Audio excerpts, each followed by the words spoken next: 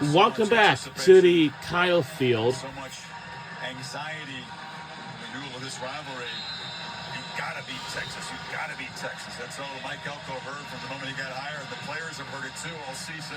We know how powerful that can be. Saw that in Columbus today with Michigan and Ohio State. And we already started in the Stone's boot to Bussey at the 5. we already started in the second quarter. The high kick and the coverage seemed able to get down there, and Bussey fights hard up to 24. Yeah, for A&M to hang in this game and win this football game, they've got to take advantage of their opportunities. 4th down to 1, Sorrell, veteran off the edge, comes up with a big stop. That's deep in A&M territory. Here's Marcel Reed trying to make a play, plus territory, throws it downfield. Taft with the interception. He gets the ball back to Ewers. And this is that last drive. Look at this opportunity for Bryce Anderson. Step in front of that and make that play.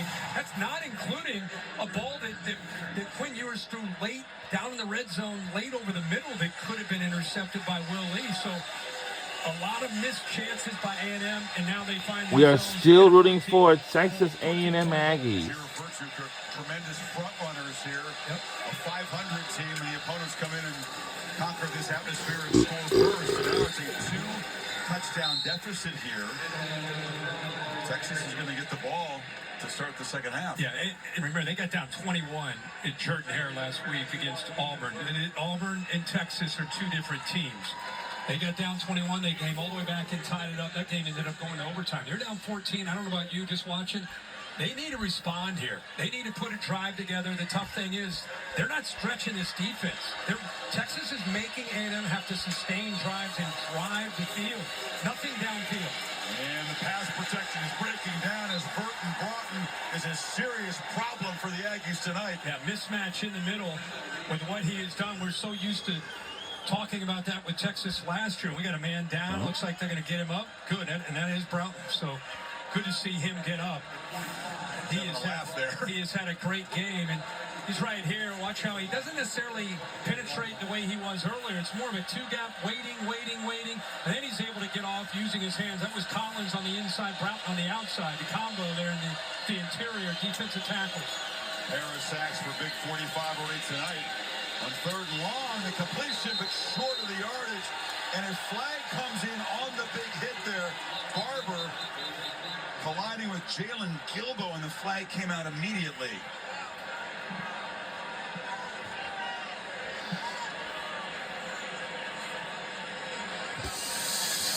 Stop short of the marker. Personal foul. Targeting. Number 4 on the defense. Where's Andy Makuba? Obviously, they'll review this, and we'll get Bill's opinion. Take another look here, Kurt. Yeah, well, usually you're used to seeing Simmons, who's a great pass rusher, come off the edge. Here, he's just spying the threat on the 3rd down of Marcel Reed taking off. So Reed's got to throw it, and then that big hit there. Bill, what do you think of that? Here's the key to it. If he's still a receiver, he's defenseless, and there is forcible contact to the head neck area. So if he'd have dropped the ball, we'd called it incomplete. So I say he's still a receiver. I say they confirm the call. Here's a look at it right there. By still a receiver, you mean he hasn't turned and started to run with the ball. He's just in the act of catching it? Exactly. Okay. Yeah, because like I say, if he would have dropped it, we said incomplete, he's still a receiver. Kuba, senior transfer from Clemson, comes in with a lot of experience in college football. Has been a key part of this defense. 4 picks this season. That is confirmed. He's done for the night. It's been a great addition. They said they were so impressed by the Clemson transfer and how quickly he picked up this defense. You look at that defense with Barron, who moved from nickel out to corner, Muhammad, Taft, Gilba. This is a veteran defense. Makuba steps in, and he's just one of that group. You got really five guys now that are veterans. 2 big parts to this. First, Makuba is a key guy, and he'd be out if the call is confirmed. Second part of it is Adam stops, and that hit gives them a 1st down and move the football out close to the 45-yard line. There is no targeting on the play. So Wow. forget the targeting, Bill. They take it off, and as a result, it's 4th down, and the Aggies will have to punt the football. I'd assume they ruled that it wasn't forcible enough. Oko does not agree with that. He's asking, is he defenseless? Yeah.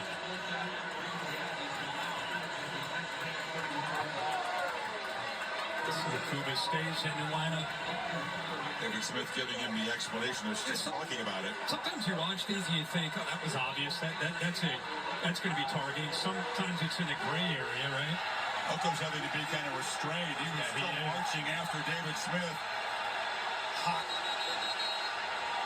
Now he's out on the field. He wants a more detailed explanation from Smith. And the difference in that being ruled no targeting is a punt versus a first down. Close to midfield.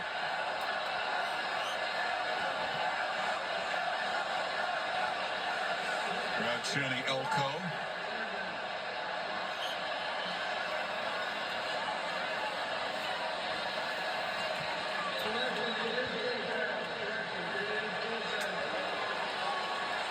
Well, Could not hear is being said there. I guess he was just announcing it was 4th down, which is what the yards marker has said all along. So Tyler White to boot it away. Silas Bolden for the Longhorns at the 25, and Texas defense does get a stop and a chance to really build momentum, Kirk, and build this lead before halftime. it is 9:01 p.m. Albert Regis picks up the punt protector back there. 300-pounder standing in front of White, who delivers an absolute bomb, but That is out. So, and it might be dropped back at the 20. Tonight, Longhorns back to work. Tomorrow morning, Sunday NFL Countdown. Presented by Sickers at 10 o'clock Eastern Time.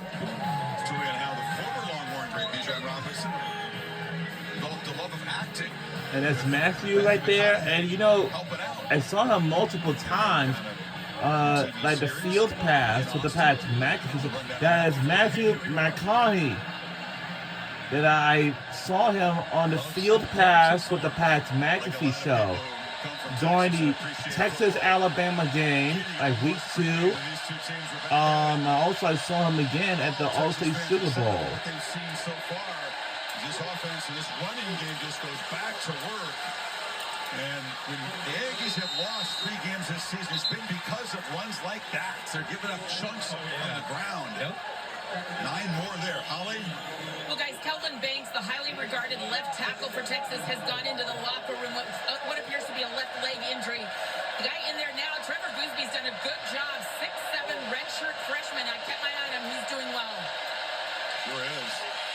And this time they run it off the right side. Normally it's a left-handed running game with Banks over there. If they get the first down off the right. Yeah, I don't sense him adjusted at all with Goosby in there. He's doing a great job. It's amazing what Texas has faced this year at that running back position and how they ended up with Weisner after a lot of injuries and how well he has played for them.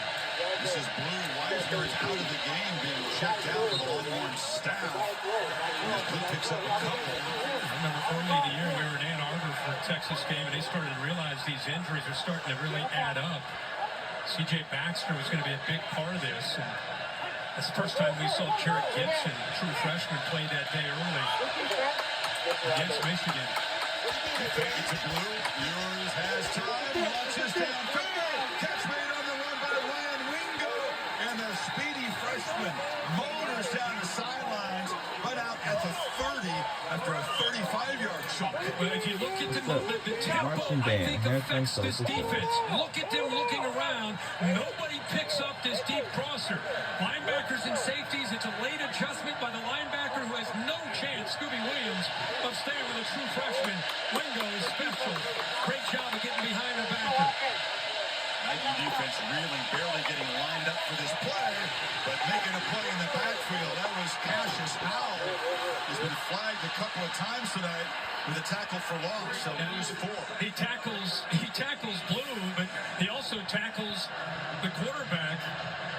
Viewers, watch him collapse on the edge. The guard pulling out. He has no chance. He takes everybody down. I'm taking everybody. I don't care who has the ball. Someone's going down. That's an important play to get the Longhorn offense behind the sticks here. They do not want to go down 3 touchdowns and have Texas get the football to begin the second half as well.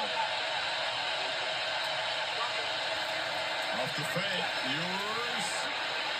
Well, Blue was well covered. No one was fooled on that play. Heavy pressure was coming. It was Lotus Johnson, and now a step on the far side, the Longhorn bench. Yeah, there they are.